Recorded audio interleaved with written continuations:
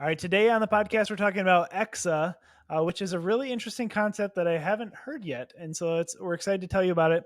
But basically, this is a new AI model that helps you train your AI models. So the problem with AI and Google search, for example, now is there's so many bots out there that you don't know where the data is coming from and what it's training on. So it's an entirely new concept. Jaden, what do you think about it?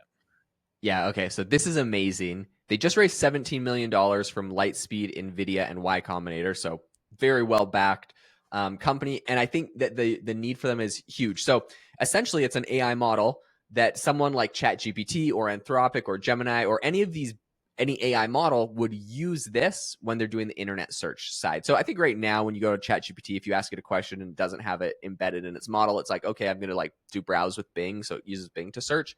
The problem with browse with Bing and also browse with Google is that if you've ever done a Google search in the last year, you'll know that ever since ChatGPT came out, and even before that, because there were some of these tools, there's so much spam content that is low quality content generated by AI, just spamming up the results. And Google's trying to clean it up. They've done some things, but it's still there. And I think it's just going to become more and more prevalent. It's a cat and mouse game forever where people are trying to rank in Google. So how does this, it's called EXA. How does EXA get around this, right? Because you got to search the internet when you don't know an answer. So how are they actually going to give you like a good result that's not spam? It's interesting. They've actually, essentially what they've done, they bought millions of dollars of GPUs and they trained an entire AI model. So it's not like, I don't know, it's not like just it's scraping somewhere. They have their own AI model that was trained off of public forums and links that people share. So if someone, it's pretty much, this is the question that was asked, and this was the ultimate link that was shared, and probably what got the most upvotes on Reddit or wherever else.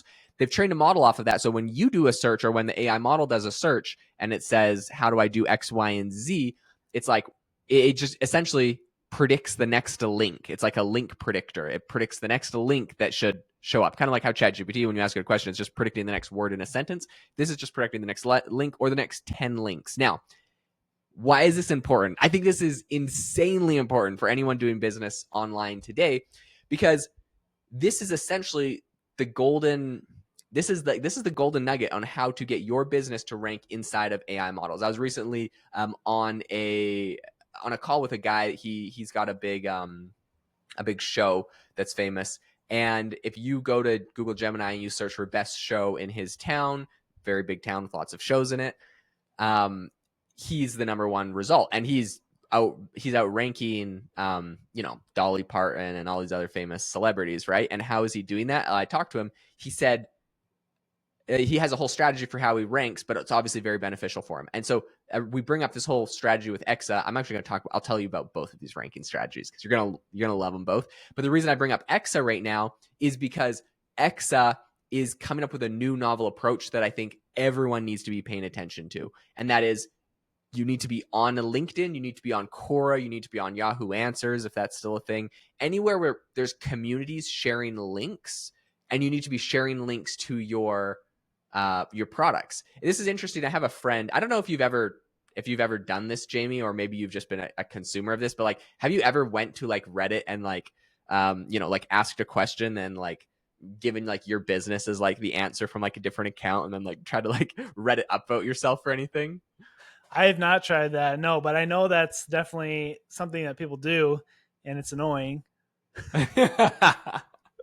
It's super annoying, but I mean, it's a It's a strategy, strategy that works. So I bring it up. right? Yeah. So I have a friend. He has a software company, and it's funny because he said he's been hustling on this thing for years and years, and he said over the last month, intern, and he told his intern to go to Reddit, and anytime people were asking about different fitness platforms, he had his like intern go and share his product and be like, oh, this thing's like the best or whatever.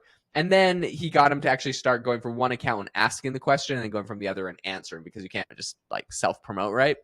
And I've talked to a number of other people. They do this in Facebook groups and stuff too. So anyways, this is obviously a very old strategy, but I think it's becoming more and more valuable with some of these new some of these new AI models they're not being able to go to Google. This is where they're finding the links and what's actually valuable. They're literally training AI models, which if you get your link embedded in the AI model, even if theoretically you got deleted from Reddit or something, like you'd be good. So I think this is a pretty cool strategy. But anyways, my friend with the fitness program, he said like this last month he's gotten like, I don't know, $15,000 from people, and when he asks them like, hey, like how'd you find me, they're like, oh yeah, it's like a Reddit post, and literally his Wow. Reddit post that he was. So Wow. I think it makes serious impact. I think this is a serious Yeah. strategy. Now, of course, there's spammy things you can do, like go and buy upvotes on your post to try to like make it the top one. But all he says, it was totally organic. He wasn't even messing around with anything other than just going and receiving with his link to business on a bunch of other people that were actually asking.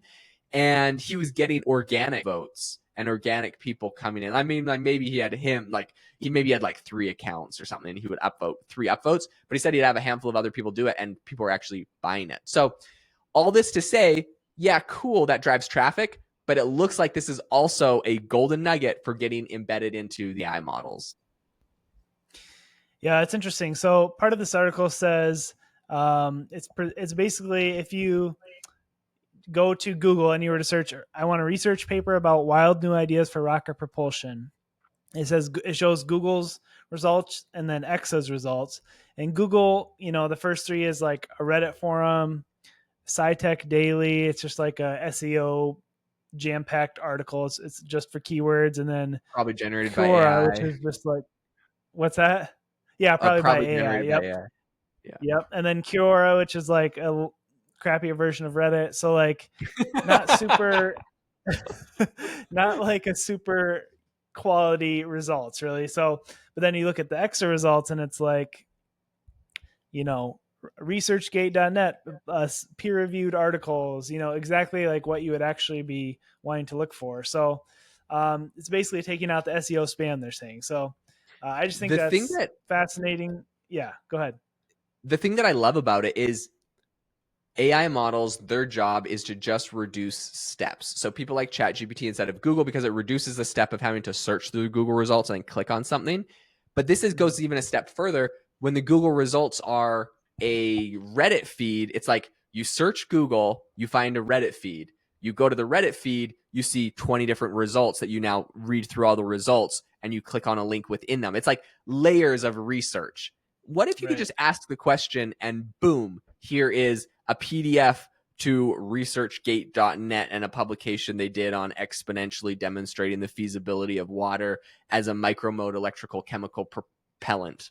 Like, if that's really what you want, do you really want to have to go to Google, see, oh, do I want Reddit, SciTech Daily, Quora? And then when you click into Reddit, do I want which of these 20 responses are good? Which of all the links that people are sharing are good? No, you just want to get straight to the point. So Right. I think this is amazing. Great for sure, like users, but I think really their target audience here is for AI models to be able to use this, embed this.